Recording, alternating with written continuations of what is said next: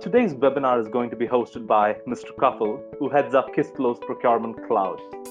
To start off with, he would introduce himself, after which he would talk about what procurement is all about and how it has evolved, following which we would see the concepts of digital procurement, and finally, we would look at procurement initiatives post COVID 19. Now, this is something I really am interested in looking out for.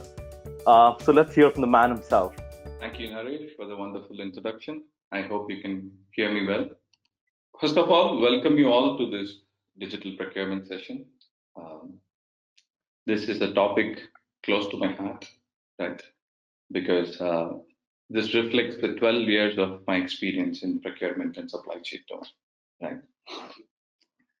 I I am currently heading the Kistlo's product of Kistlo Procurement Cloud and the customer success teams. But prior to my current engagement, I was with KPMG doing the management consulting activities in procurement transformation. And prior to KPMG, I was with SAP Labs handling the procurement suite of products. So that's my background, right? Naresh, can you move to the next slide, please? Yeah. So in this session, we will talk about digital procurement, why it is important now than ever. The way we are planning to conduct this session in three parts. The first part being the definition of procurement and its evolution. So, to begin with, what is procurement?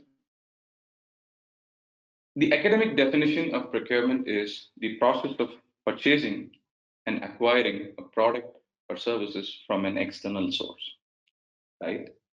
It is an activity that includes, but not limited to, strategic branch outs like purchase planning, sourcing, negotiation, risk management, and other value addition activities. Right? At its foundation, the procurement process aims to boost the corporate performance by negotiating a better deal from the supplier. Now, notice the word here. Procurement is not just a cost saving initiative. The role is constantly evolving and changed from a cost driven function into a value driven function already. Right? The way it aims to achieve that value addition is by establishing a multi-dimensional relationship with suppliers and internal stakeholders alike. So that's the definition of a procurement. Right? But how this is conducted at a tactical level, right? How the process flow is going to work like, right? So if you take procurement processes, it's divided into three major categories. The first one is strategic sourcing. The second is procurement operations. The third and the recent addition to the portfolio is vendor management capabilities. The procurement operations is the genesis of all, where the whole exercise begins when someone identifies the need, goes ahead to create a request, sends it for approval, and finally the goods receipt and payment process happens. But where it gets interesting is after the payment process, the payment data is analyzed to manage the risk because the moment the settlement process kicks in, there is always the risk of fraudulent transactions, product qualities, goods returns, receipts, and so on. So we start analyzing the payment data to assess, control, and manage our risk, and extend our analysis into analyzing the actual spend itself in terms of what we are spending, where we are spending, that is, which supplier is receiving most of our spends, and which commodity is being spent the most, right? So this is known as spend cube analysis, right? But recently, with the advent of latest analytics capabilities, we also started analyzing the timeline of these spends, the peaks and valleys, right? Which is a peak month and which is not so loaded month, and so on. With this information, it helps us to manage the demand and manage both the forward demand and the internal demand, right? And then we start defining sourcing strategy. Sourcing strategy is nothing but we want to find an item, we want to invite suppliers, get quotes from them, and get it at the lowest price. That's a sourcing activity, right? E-auctioning, tendering activity, right? In order to do that, we need to qualify suppliers, enter into a contract with them, and also ensure that the contract is managed well, right? What do we mean by management? If you enter into an agreement with them for a discount, you need to ensure that the discount is reflected when you create a purchase request, or a specific SLA is met during the goods receipt process, or a specific payment term is met during the invoice process. So that is all about the managing contract piece, right? Where the vendor management comes into picture is once you start managing the spend and start managing the contracts, you need to group your suppliers into appropriate categories. Categories of spend, categories of importance, categories of geolocations, and so on. Then you need to enter into a relationship with them, just like in a CRM tools, you manage information, right? The supplier information, right? And then the third party information like permissions, licenses, agreements, government permissions, and so on, patents, and so on. And then you also need to manage your internal informations like payment data, catalog data, or your agreements and contracts, and so on. Then you need to define performance expectations from the vendor. Basically, you tell the vendor that what you need, when you need, how you need, in what format you need, all that. And together, you manage the supplier risk and compliance. What it means is the supplier risk is not unidimensional, right? It's multidimensional. Sometimes the risk might evolve from geopolitical conditions, insolvencies, fraudulent transactions, and so on. So you need to manage the supplier risk.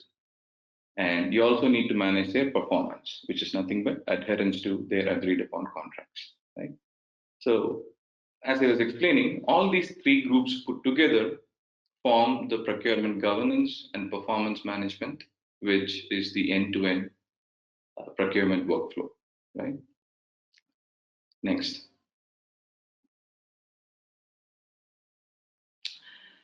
So, how did this whole procurement evolve in time, right?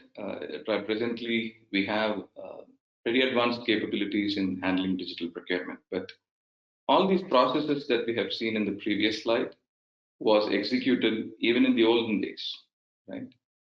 But the way it got executed is disconnected, paper-based, and highly human transaction driven, right? Nothing got stored or cross-referenced. Everything stayed disconnected, right? That's the traditional procurement for you. In fact, it started as late as the 18th century, right?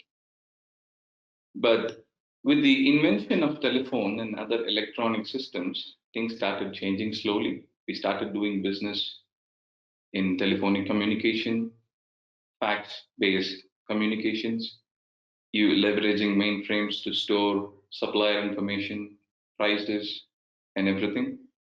And then around 70s and 80s, EDI was invented, and the data, the purchase order data and other transactional data started getting transmitted electronically, right?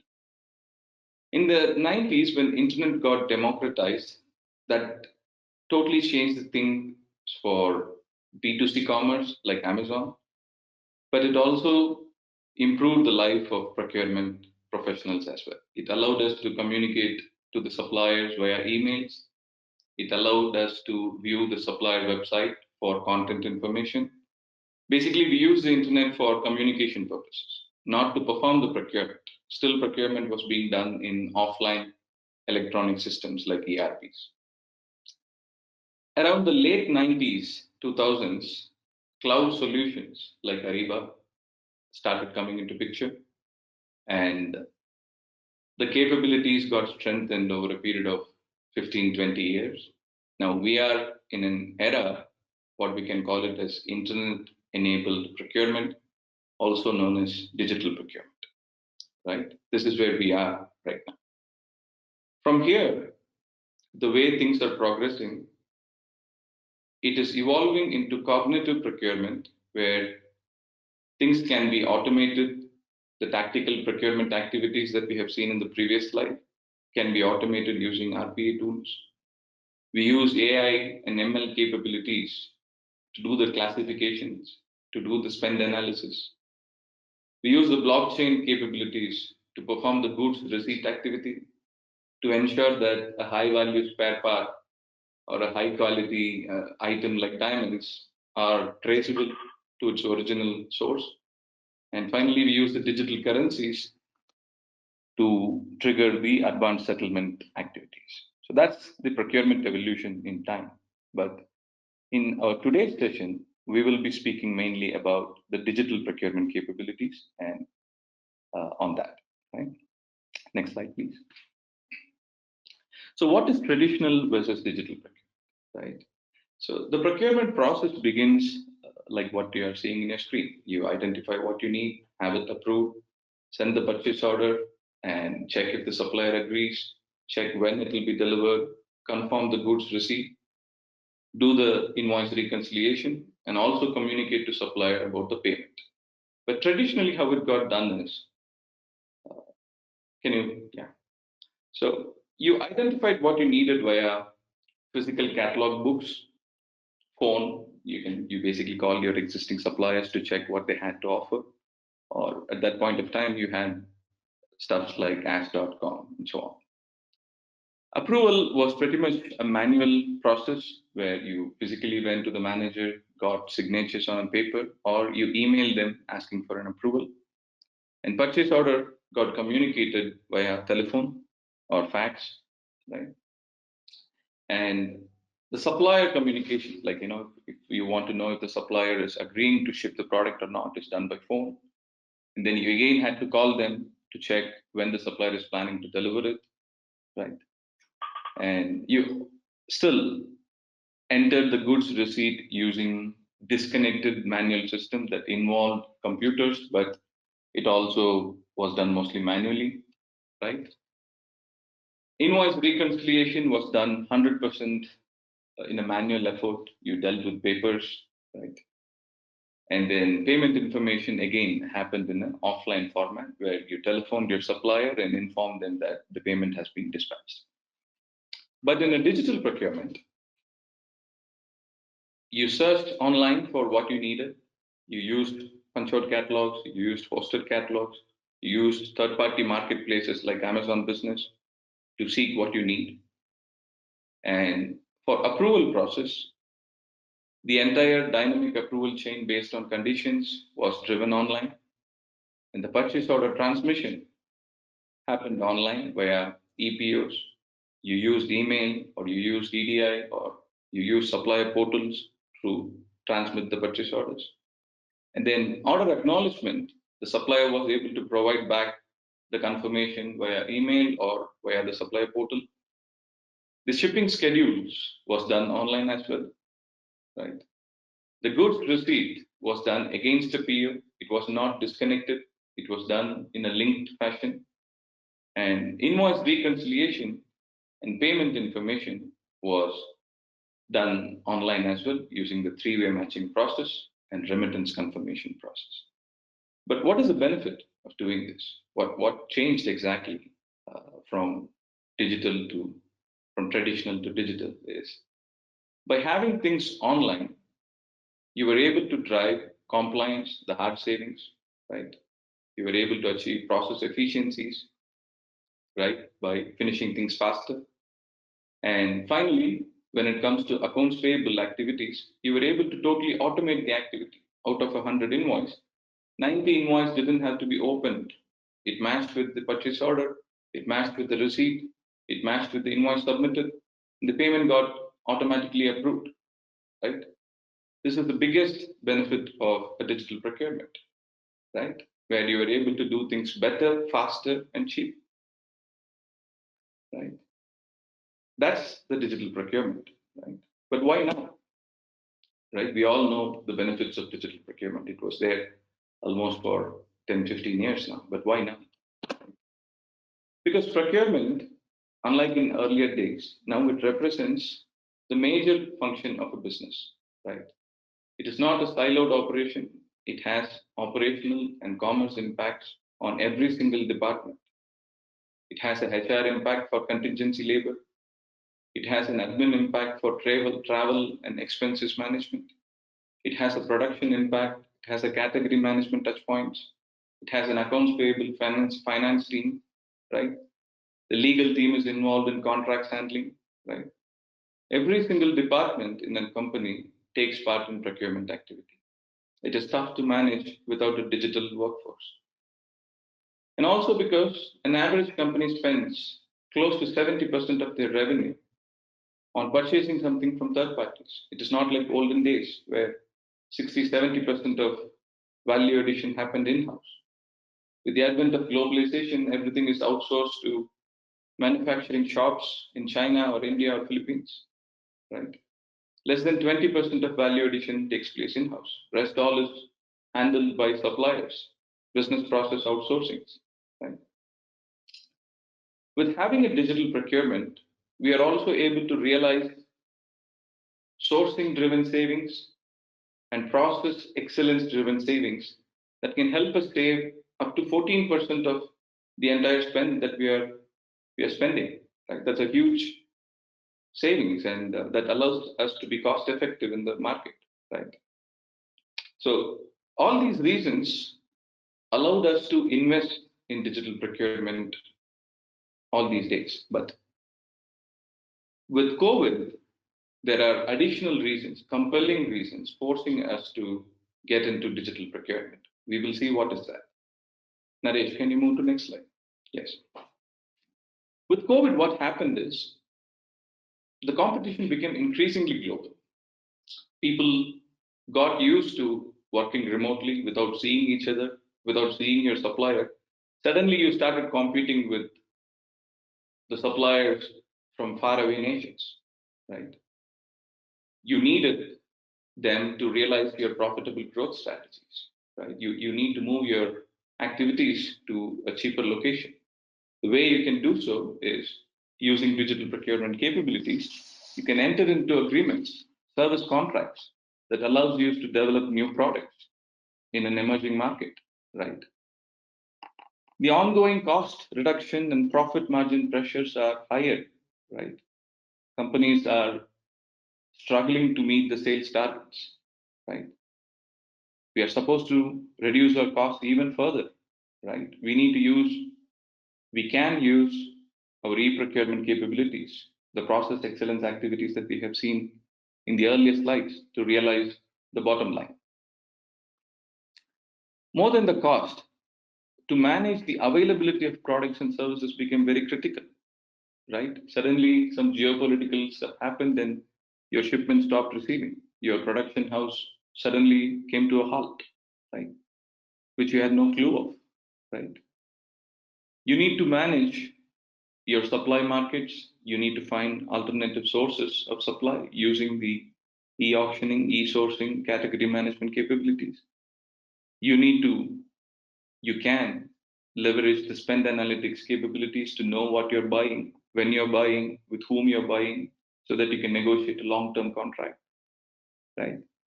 And you can also use the shipping notifications and scheduling capabilities available in e-procurement to work with your suppliers to mitigate any supply risks, scheduling risks, right? Have a buffer stock maintained well in advance, all that.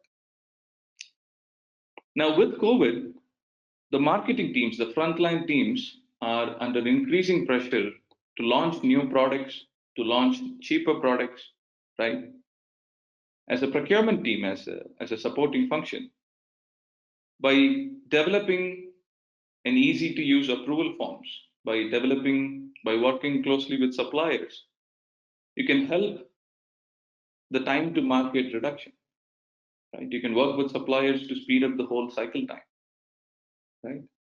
You can work closely, right?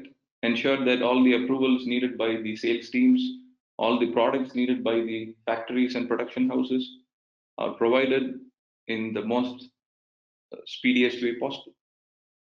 Next slide. With COVID, what is also happening in the market is a lot of companies are shutting shop, right? A lot of mergers and acquisitions are happening. A lot of joint ventures, collaboration opportunities are being explored to ensure that we stay relevant in the competitive market, right? And how digital procurement can help there, right? We can follow one centralized core model design based procurement practices to ensure that all these joint ventures, collaboration opportunities meet its purpose, right? So that it all can work in one seamless way. Without a digital tool, it is almost impossible to find that equilibrium, right? And then there are legal safety regulations, right? Financial regulations, right? How do you handle that without a supplier risk management capability, right? And with the current situation, governments are pumping in hundreds of billions of dollars across the globe as manufacturing aids, tax benefits, and so on. How can your organization leverage all that if you don't know what processes allows you to claim those tax benefits by engaging with which kind of supplier profile helps you to gain maximum benefit out of those government aids? So you need supplier information and performance management modules, an SRM module, to help you navigate these scenarios, right? That's why you need digital procurement now more than ever, right? All those legacy reasons that I explained before stayed true, stayed relevant. But with COVID, suddenly this became the most important thing. It is not an option anymore to not be on a digital platform, right? But how do you enable this digital procurement? What is digital procurement, right? We have seen the procurement and the processes, we have seen the evolution, but what constitutes a digital procurement, right? The screen that you're seeing now illustrates an end-to-end source-to-pay life cycle that starts with the activity of sourcing, right? Where you find a supplier, ask for a quotation, enter into a contract, and publish a catalog. And that catalog is used by the requester to request something, go for approvals, and receive the same. And then the invoice and payment process comes through, right? All by collaborating with suppliers across 4 or 5 different touch points that you see on the left side, right? How do we arrive at this unified digital procurement capability? What is needed, right? Next slide. So a digital procurement is made of 6 components in total. The first component being find the deal, right? Sign the deal, broadcast the deal, buy it, be invoiced, and finally pay for the deal. How do we do that? In finding a deal, you use spend visibility to analyze the spend. You use communities like Alibaba, Duns and Bradstreet, the supplier communities that exist, right? To discover the right supplier for your requirements. And then by leveraging the sourcing and contract module, you negotiate a contract with them, sign the contract with them, and get a catalog from the supplier. And then it trickles down to the tactical procurement, where an end user can buy, approve, receive, and pay for it, right? That's the digital procurement component. To enable these 6 components, you need, the next slide, please. You need a spend analytics tool to negotiate, e-sourcing tool, and an e-contracts tool that takes care of the negotiation and contracts piece. And primarily, a buying tool, a supplier tool, and an accounts payable tool to handle the 90% of your procurement transactions, right? In our session going forward, we will exactly talk about what is a buying tool, what is a supplier portal, what is an accounts payable tool, right? In order to achieve the best value. A buying tool allows you to create a purchase request, right? Create a PR and assign a chart of account, a cost assignment, which department is purchasing it, under which general ledger the purchase is assigned, all that. And then it allows you to do approvals, it allows you to handle purchase orders, and it allows you to handle the shipments and even the goods receipt process. In some cases, if the accounts payable team is asking you to validate the invoice, it also allows you to handle the invoice approvals in an exception scenario. That's what the buying tool does for you. The next slide. A catalog content engine is an additional module that goes with the buying tool, right? Having a preloaded catalog in the system allows the end users to be 30% more compliant to the company policies compared to a non-catalog driven purchases. In fact, a catalog based spend is known as a managed spend, and anything non-catalog can be very highly classified as a non-managed spend because it doesn't go through a contract, it doesn't go through a negotiation, cost reduction, right? The other type of spends is a non-managed spend, right? That's why you need catalogs. You have internal catalogs, you have external catalogs. An external catalog is always supplier provided. An internal catalog can be from your own warehouse, right? Interdepartmental exchanges, all that would be part of your internal catalogs. And then you can send the catalog and the item and the prices for approvals as well, right? You can generate reports out of it. You can create approval workflows out of it. So that's what the catalog engine does for you. And then the supplier portal, right? So this is the piece where we focus the least, right? Companies that focus on creating digital capabilities for themselves fail to understand that if those capabilities are not extended to suppliers, it is meaningless. You will not be able to realize any of those process efficiencies if the suppliers are still operating in a physical environment, right? Maybe you're able to process things faster from your end, but still you will wait because the supplier hasn't sent the invoice, right? Or they have sent the invoice in a paper that allows you to that makes you work more, right? So the supplier portal allows the supplier to receive a purchase order, receive change orders, which means if the purchase order gets changed for some reason, the quantity is increased or decreased, right?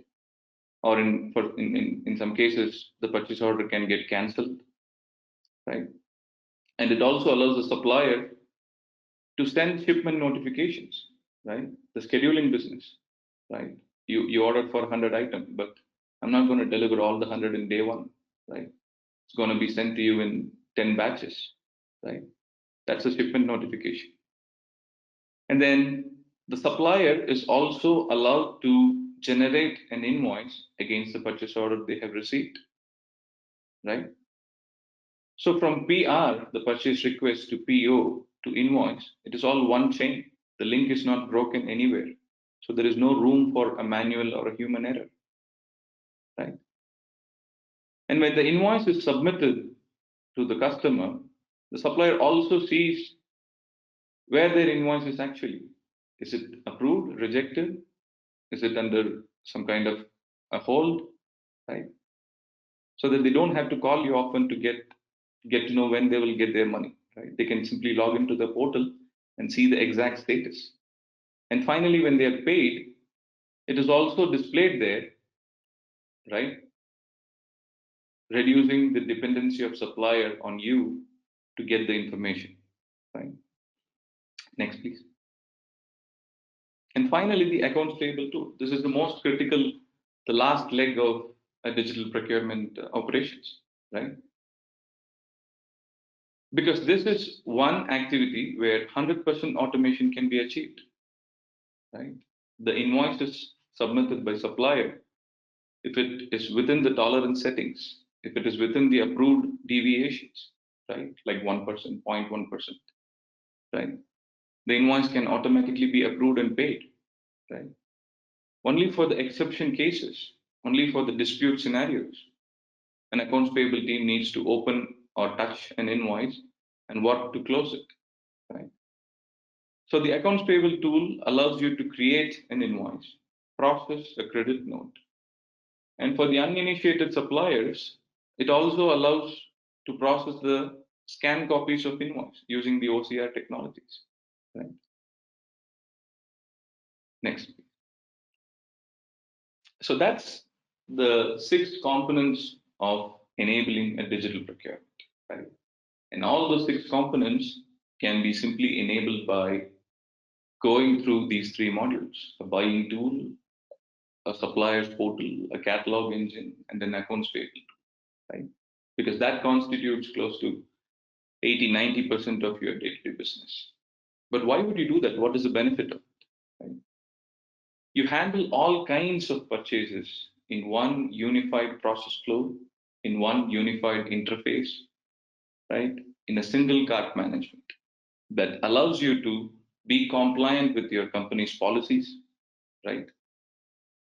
It allows you to automate all the repetitive processes. For example, the cost allocation can be automated at a user level, right? Or a category specific coding can be automated at a user level. And more importantly, it allows you to gain a lot of efficiencies by doing things digital, right? Imagine there are 5, 6 different or 10 different types of materials that you need to buy. And imagine the hassle of having 10 different processes, 10 different approvals, right? Having a unified buying tool allows you to handle it all in one shot, in one place. Next. Next. The supplier portal, right? I just explained to you why the supplier portal is needed. But if you deep dive into this, you will also know one supplier has 5 touch points with the buyer. They get in touch with us for sourcing activities, to submit their quotations, to submit their bids. And then there is supplier information management, where they need to give you the third-party informations like certificates, their addresses, profiles, users. And then there is a practical procurement activities in terms of POs, orders, shipments, and everything. And then you have content management, where a supplier should be allowed to upload content, manage content, activate or deactivate an item, and send for approval. And finally, the invoices. So what this means is one supplier has to have 5 different profiles to manage, 5 different processes to handle. Imagine having this all done manually, right? Disconnected. Next slide. Having one unified supplier portal completely transforms the game, right? The supplier is at ease in doing business with you. It is a hassle-free business, a single window business, right? Next. Coming to the accounts payable tool, right? The data quality is the primary problem in an invoice, because you're going to pay based on the data that you receive, right? The paper data is as bad as it gets. An EDI goes through a lot of integration hassle. An email is still not fully integrated. It still stays at the outset.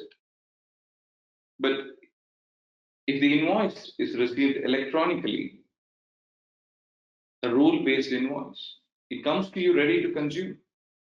You don't have to code the invoice, open the invoice, fix the invoice. It just directly is ready to be consumed, right? You either dispute it or approve it, or it gets auto-approved.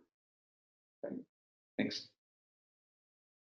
If you look at this process flows, the 3 different process flows of an invoice, in a paper and EDI based, you cannot know if an invoice is right or wrong until the workflow is finished. Everybody goes through an approval process.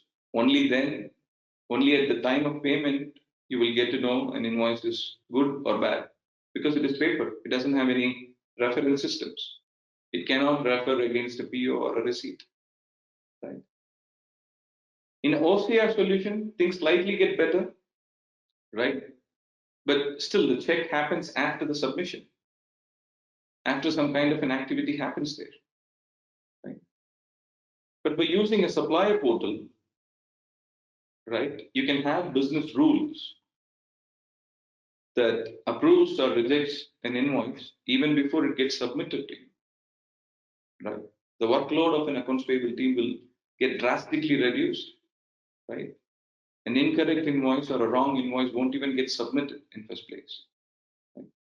That's why you should have an AP tool. Next. Now, this is a workload depiction in a paper process. AP and procurement team pretty much does all the job, from invoice receipt to the data entry of invoice into the system, performing the three-way match, handling the exceptions, and also handling the inquiries. In scan, email, or paper, things slightly improve, not much, right? Still, the data entry has to be done by the AP, right? Three-way match can happen, but because of the errors in the data entry, three-way match is not that efficient. Still, you need to open the invoice and course correct. Right? But with the digital invoice, all these are handled automatically. An AP comes into picture only in case of exceptions. That is unprecedented efficiency, right? That you cannot even imagine in a physical procurement, in a traditional procurement, right? Now, if you use just the e-invoicing systems, now there are service providers in the market that just directly comes for disconnected systems. They say that I give you the payment solution. Right? At best, it can help you save 50% efficiency from 30% of exception invoices. When I say exception, what I mean is a wrong invoice, right? It can allow you to achieve 50% efficiency, right? But if you combine the e-procurement with e-invoicing, next time, the efficiency is 10x, right? Because of the automation possibilities that does not exist with invoice alone. With EPO and e-invoicing, from 30% exceptions to just 3% exception, you can reach this in a span of 2-3 years max, right? 10x improvement in cost, 10x improvement in efficiency, right? Next. Now, if you enable an e-procurement, a digital system, a digital-based procurement system, this is how your touch points are going to look like. This is how the conceptual architecture is going to look like, right? You're going to touch base with a HR system to import the users. You're going to sync with budgets and accounting systems to take care of the cost allocations and budget limitations. And then you have a material master, material management, or digital asset management systems to help you with your catalog engines, right? And then if you're handling contingency workforce or temporary labor, you need to tie with the badging system or timesheet systems, right? All these four systems, feed into the procurement platform that allows you to perform the job in one integrated hub, right? Impossible without a procurement platform, right? Imagine having to deal with these 5-6 systems on a manual basis, right? Next. Now, over the course of our session, what we have seen is, why procurement is important and how to do that, how to do the digital procurements, the components of digital procurements, and so on. In this slide, what I'm going to talk about is if you enable a digital procurement, how you can handle the COVID scenarios better. As I was explaining, procurement has long since moved away from a savings driven initiative to a value addition initiative, right? People are expecting you to be a direct contributor of revenue, more so in the COVID times. How can we do that? So in these slides, we are recommending a 3-point suggestion, right? To reduce your cost, right? To increase the handling of your supply chain risk management, and to increase your working capital management. We will see one by one. How can you reduce the cost? Right? Outright reject any invoice only spends. All the purchase has to be routed only with a PO or a contract. Right? You can handle that by e-procurement or contract management and invoice reconciliation tools. Right? Enforce mandatory approvals and budget controls. The moment the budget breaches 80%, stop all the spending. Right? Leverage the budget approval workflows and notifications in the e-procurement system, any system. Right? Bring more spend under the management. I was explaining you, right? Having catalogs is considered as managed spend. Having a non-catalog is not considered as a managed spend, right? Having an invoice only spend is not a well-managed spend, right? Find those categories, analyze your data using spend analytics, find for which categories you're dealing with a non-catalog purchase, get in touch with the suppliers, get the catalog, right?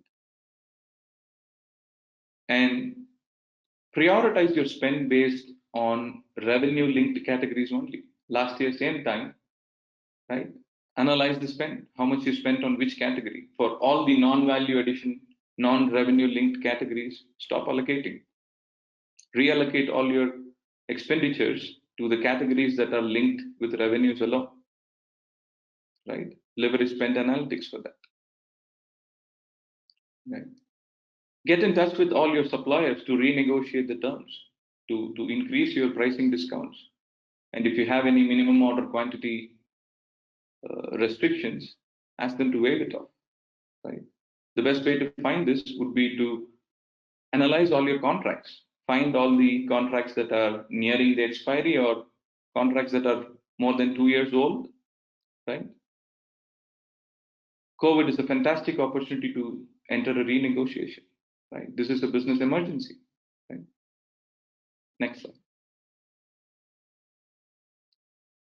How can you de-risk your supply chain, right? To de-risk something, first you need to know what is the risk, right? Enhance your supply visibility. Find out the critical suppliers across all the categories, right? That has a direct revenue impact, right?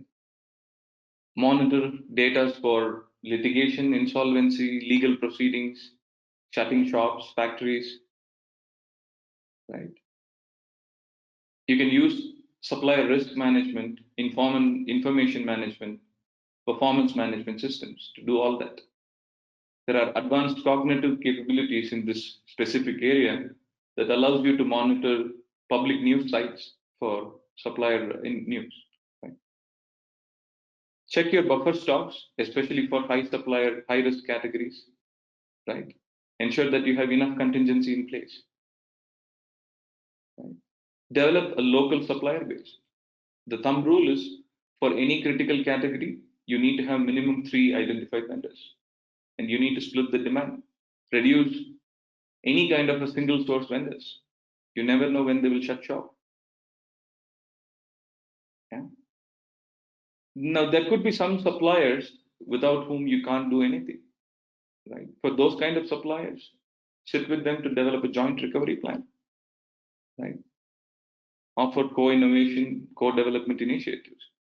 Now, you can't do all these without a robust supplier relationship management capabilities, right? Without understanding the supplier and your relationship over a period of time, you can't do any of this. So you need all these tools mentioned on the right side. Spend analytics, forecasting, demand planning, inventory management, all these. Next.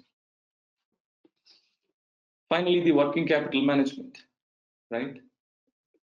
For your tail spend suppliers, use virtual cards, right? Because virtual card allows you to reduce the payment terms, right? It gives you 35 days, 40 days extra time to settle.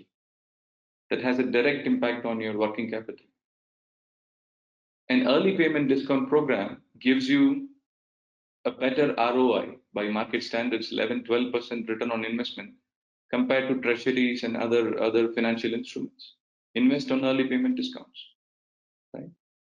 That has a direct revenue generation possibility, right? increase the payment terms to increase your DPO status, right? And as we were seeing, governments are aiding a lot of the women minority-owned businesses, right?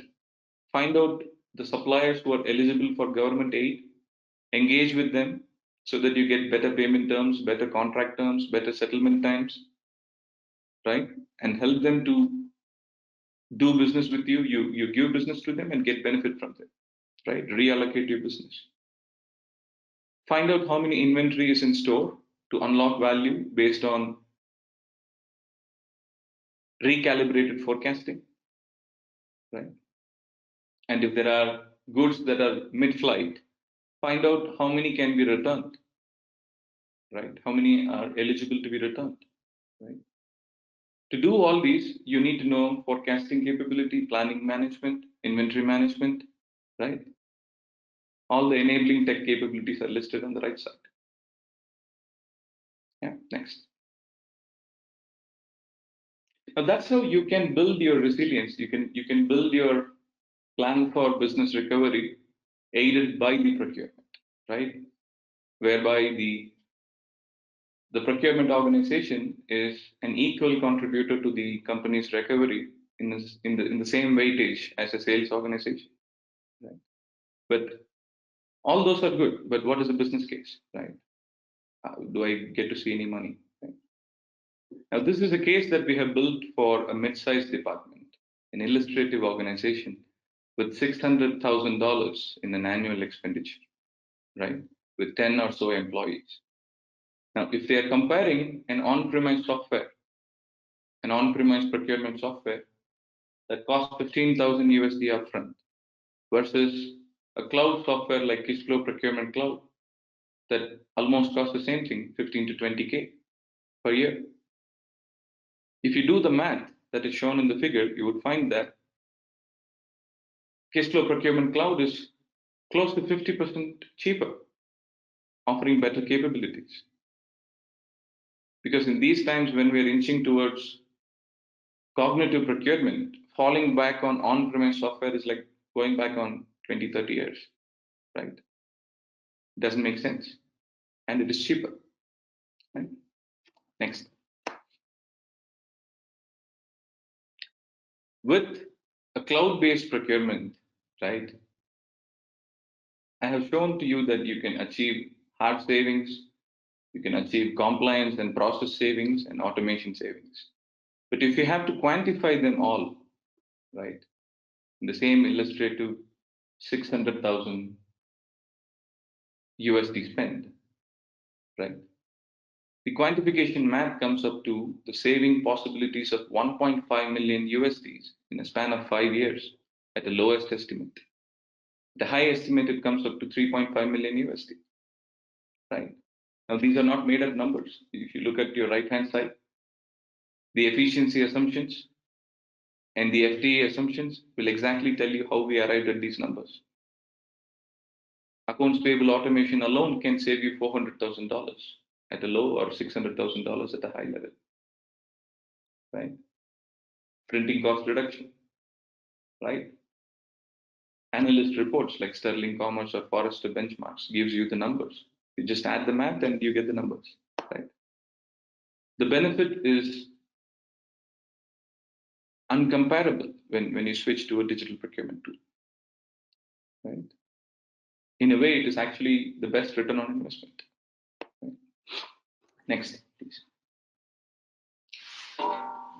All that is good and fine, right? But it's not rosy all the way down there, right? There are some challenges to achieve digital procurement resilience, right?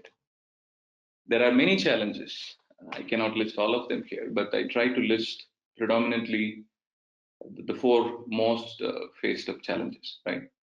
First, the goal, right? We don't know what we want to transform. Suddenly, from papers, we want to move to blockchain, right? Highly impossible, right? Or lack of coordination, right? We know what we want to do, but accounts payable is having their own transformation initiatives. Direct procurement is having their own stuff. Indirect procurement is having their own stuff. Travel and expense admin team is having their own stuff, right? It doesn't talk to each other. You don't get to see any of those benefits that I have seen in the shown in the previous slide if it operates like this. Then cost commitment, right? It's heavy on the back, right? Let's be clear about that. Digital transformation is not cheaper. High entry costs prevent many small, medium businesses from embarking on this journey. Right? Ironically, this is in stark contrast to the goal of procurement, right? Cost savings. And then finally, the resistance to change, right? You find that all the market level, ground level procurement specialists, managers would just like to use their existing process in digital mode, right? The process with all its wastages, with its inefficiencies, just get converted into digital mode of operations, right? Junk in, junk out, right? It doesn't save anything. It doesn't provide any measurable results, right? Or it doesn't scale for the future operations. Now, our recommendations to overcome these are have a clear picture, right?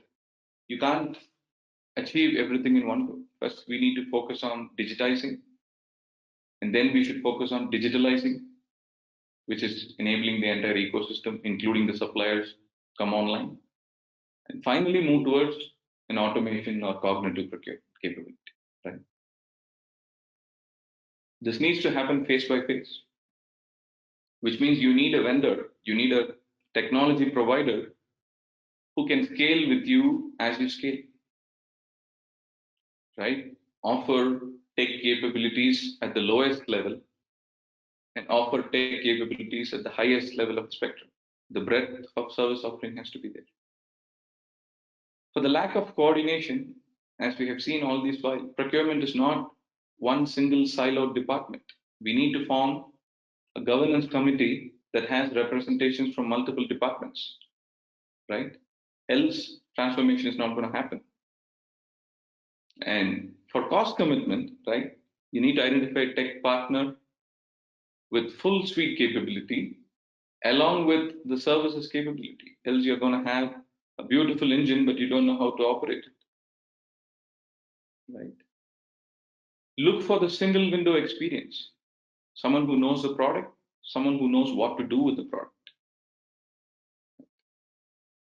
Also look for a technology provider who just doesn't help you with the technology and the initial implementation, but also is ready to walk with you hand in hand to handle the change management, offer trainings, offer operating models, right?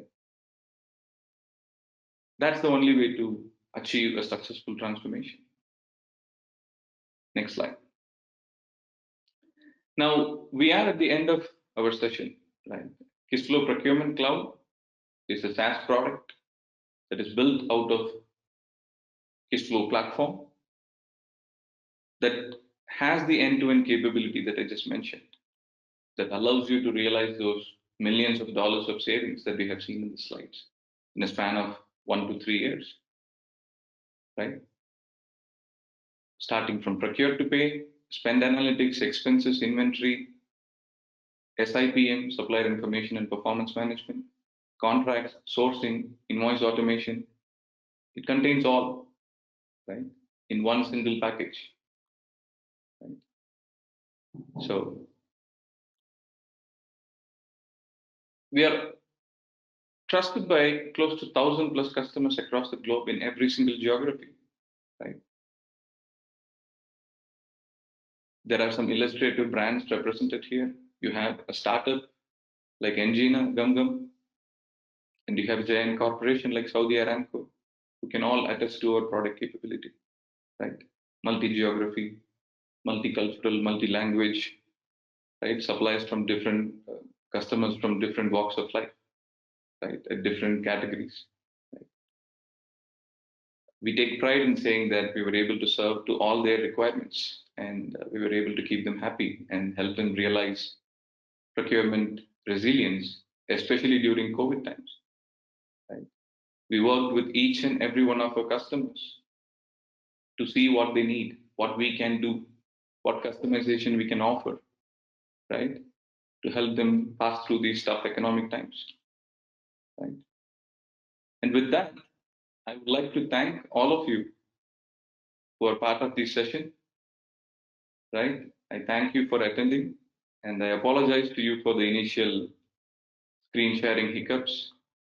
Me and my team members in the call would be happy to answer any of your questions, would be happy to showcase our products to you if you would like to, provide a demonstration to you, right? And looking forward to hear from you. With that, I end my session today, and we are open for questions.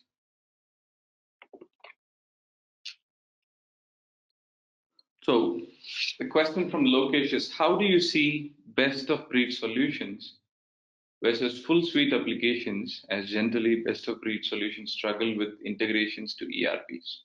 Okay, so to be frank with you, Lokesh, the difference between point solutions like contract management only or invoice only solutions are developed for organizations that specifically need them, large enterprises, right? Full suite applications, right, are highly useful for the day-to-day transactions, right, for SMEs and even large enterprises at case, right? Unless you have a specific scenario that want deep suite capabilities, these point solutions are designed to exist on a standalone format. It is not designed to be integrated with all the ERPs and ecosystems, right? It is designed to act and behave on a standalone fashion. Yeah. Hope this answered your question. You can unmute yourself and ask more, Lokesh, if you're available on the call. Can we direct, so this is from Aditya Mishra. Can we direct the payments through cards to improve the cash flow? Can this be discussed with suppliers? Of course, yes. Banks, right? Virtual banks, payment banks provide you the V card capabilities that functions, looks, behaves like a credit card, corporate credit card, with a cycle time like 45 days, 60 days. You can negotiate the cycle time with the banks directly. But the supplier gets a settlement immediately, just like how a card payment works in a B2C environment. And you, as a payer, gets 45 days or 60 days cycle time, right? That has tremendous potential to improve your cash flow position, right? But the key here is to use the V card payment for tail spend suppliers, not for the 80% of your core spend, right? Because if you start using that, then the credit limits and the settlements won't sink in, right? And it would lose the essence, right?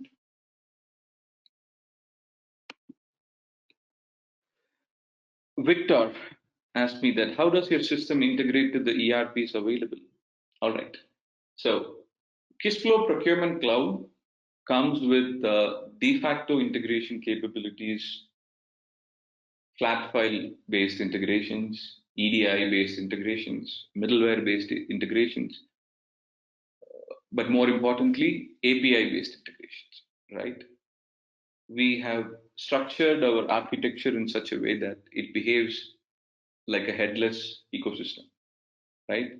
Any of the information, whether it is purchase order, catalog content, purchase request, invoice, can be integrated into ERP at any point of the workflow, right? I hope that answers your questions, Victor. And Paulo, hi there. Experience in Germany for food processing industry.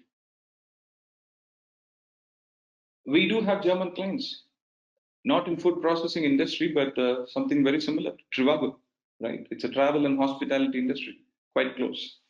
Yeah, kidding. But Trivago is our very good customer, right? We had fun time working with them. Yeah, we do have food processing and other manufacturing client experience, but towards the eastern side of the globe, but not in Germany, right? But if you have any specific capability related questions on that, Paolo would be happy to answer if you just reach out to us. And I have one, Mr. Arun Kumar. Hi, Arun. How did you handle the procurement related problems during lockdown? Now, during lockdown, two things happened, right? The first couple of months did not have much impact because procurement is the middle office, right? For procurement functionalities to feel the impact, it took like 2-3 months, well past into the lockdown scenarios. And then suddenly the supplies started stopping, right? Suddenly we had factory shutdowns, right? Supplier insolvency issues, and so on. So all the recommendations that you saw today came from our own personal experience of handling it and guiding our customers to come through the lockdown situations.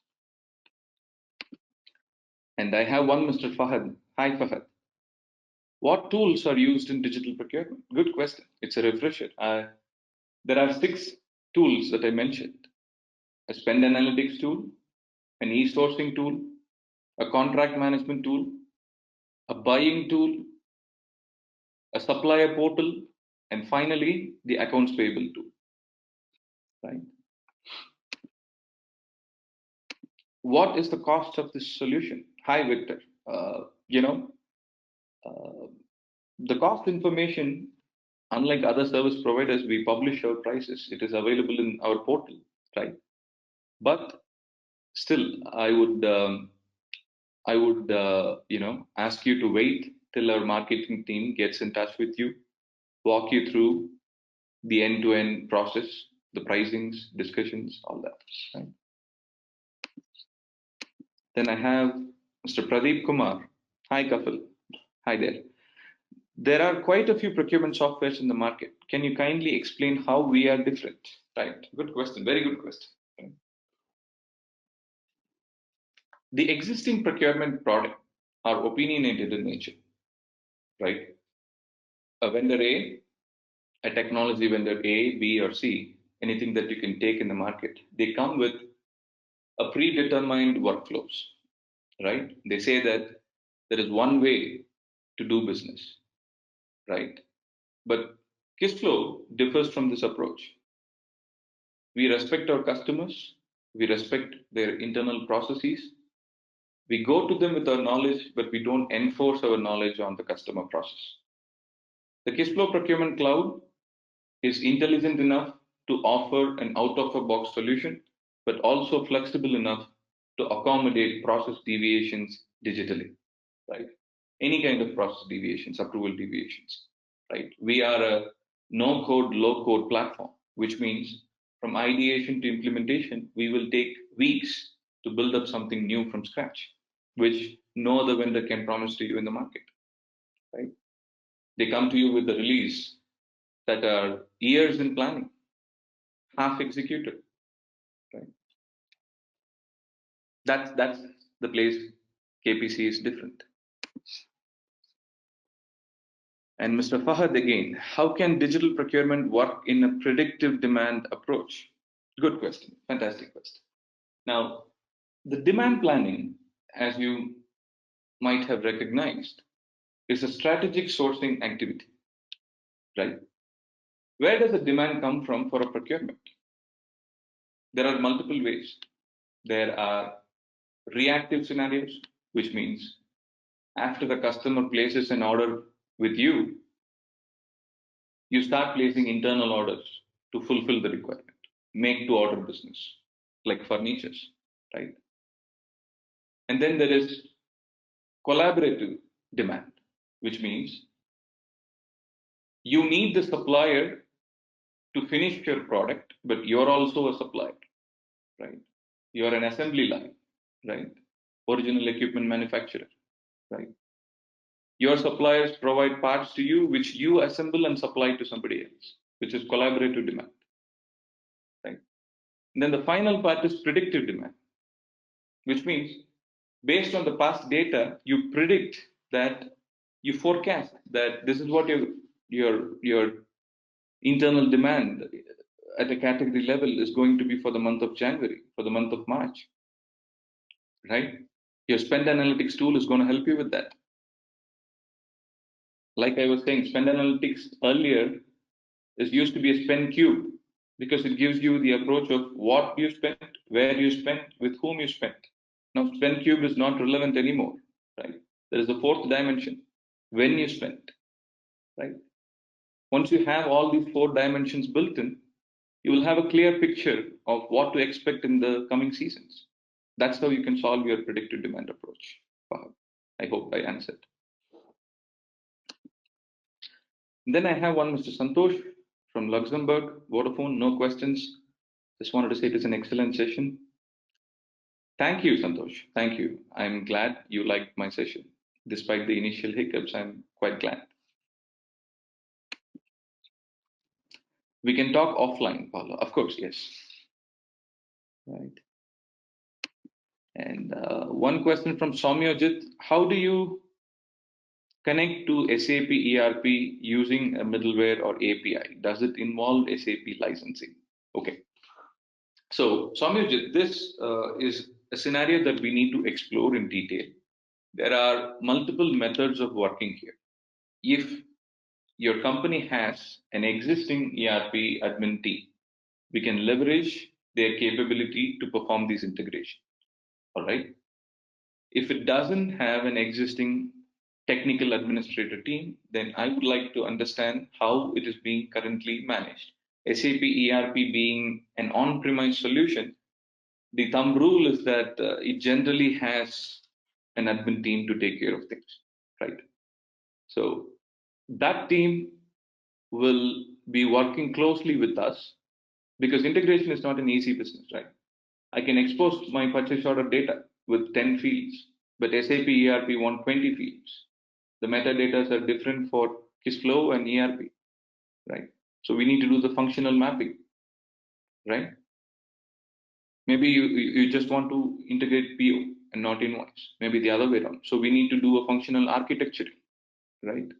So after all that exercise, which will be conducted by default as a part of our implementation services, we will arrive at a seamless integration with all the ERPs, SAP, Oracle, or any other third-party systems, inbuilt systems that you're using. And then I have Mr. Ravi Kiran. Hi there.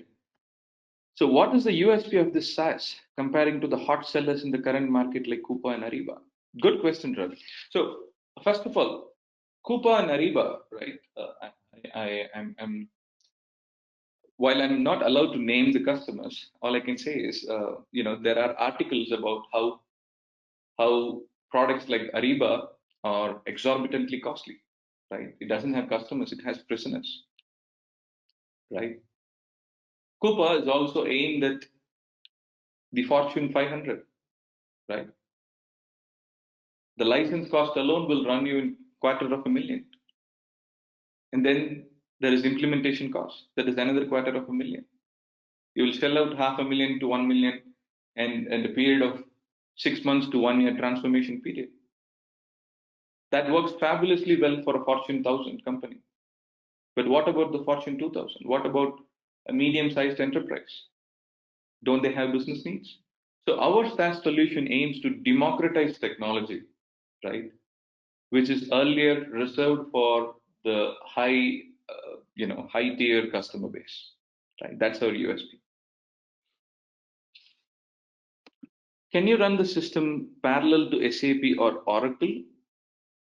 Or should the company replace their SAP or Oracle by Kissflow? Lon. Right. Hi there. Nice question. Thank you for this. Yes, our system can run in parallel to SAP or Oracle because our system is not a ledger, right? Once the OK to pay file is generated, the P2P cycle comes to a logical conclusion. The OK to pay file, which is the payment notification, right, gets integrated to SAP or Oracle, and the payment is released via ACH, which is account clearing house or wire transfer via systems like Swift, right?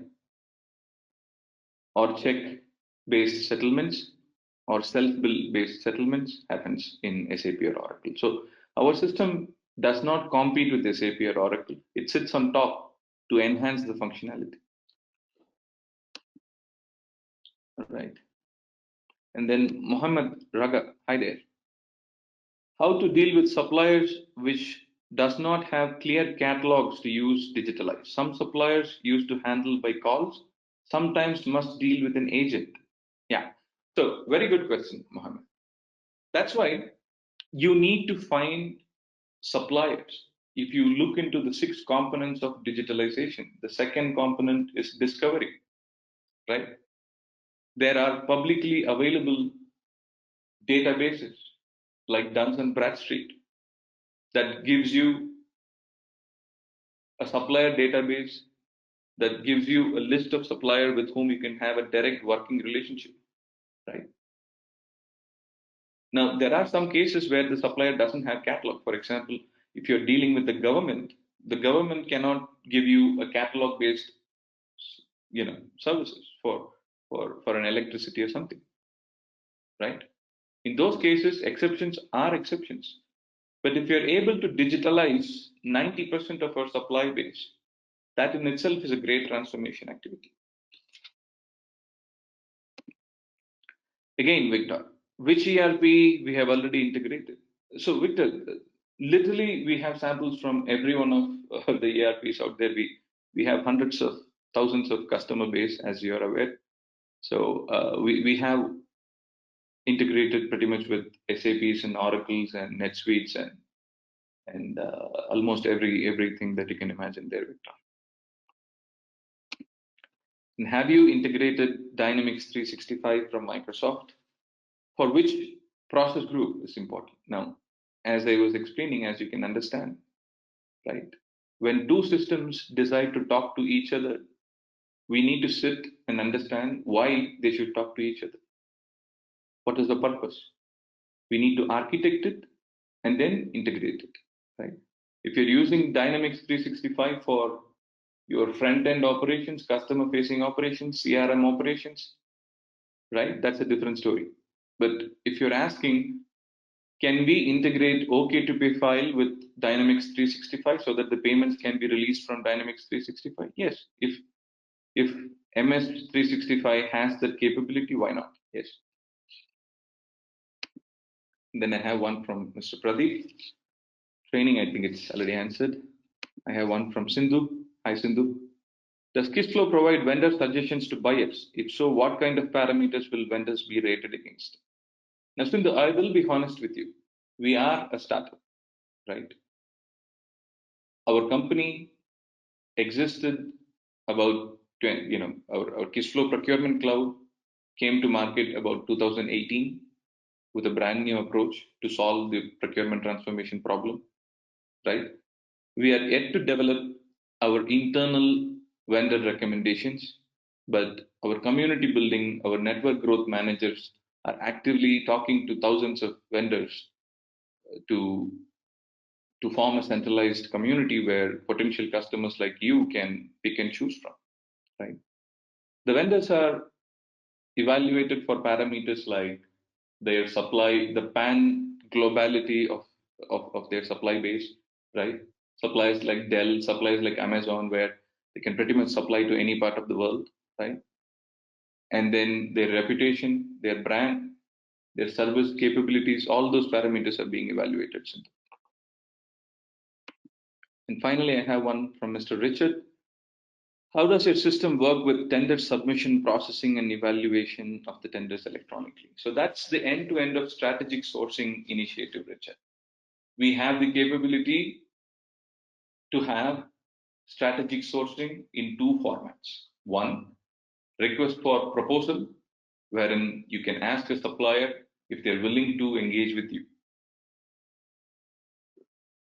You can request for quotation, which means you can ask the supplier if they have the capability to supply the product, right?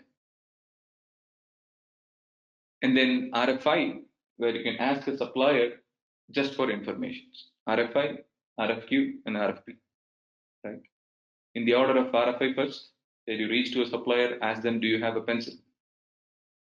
Right? Once they respond, you qualify the supplier, select the top 10, and send an RFQ and ask the suppliers, out of these 10 suppliers, who's willing to give me the cheapest quote for the pencil? Right? And once you get that, once you start engaging with them, you send out an RFP asking them, are you willing to supply pencil for the next 10 years? If so, what kind of pencils you can service? Right? Can we work together? Can we co-create the pencil? That's RFP. So using these three mechanisms, you can handle the strategic sourcing activities. You can handle the tender submission activities, right? But I'll also be honest with you, Richard. Live bidding capabilities, such as having suppliers bid with each other on a live basis, is a capability that we are rapidly developing. We expect to have that in the market by the end of next 2 months. But as of now, it's not there. Yeah. Thank you, Aditya. It is my worthwhile to talk to you folks as well. All right. So that's all the questions we had for today. And Victor, I do see you have two more questions, but I have a note from my team members that they would like to get in touch with you and they would talk to you on a personal basis to seek more engagement, right? And with that, I think I'm done for the day. I thank all of you for joining the session. It was my sincere pleasure to host and talk to you about digital procurement. Looking forward to talk to you more. Thank you.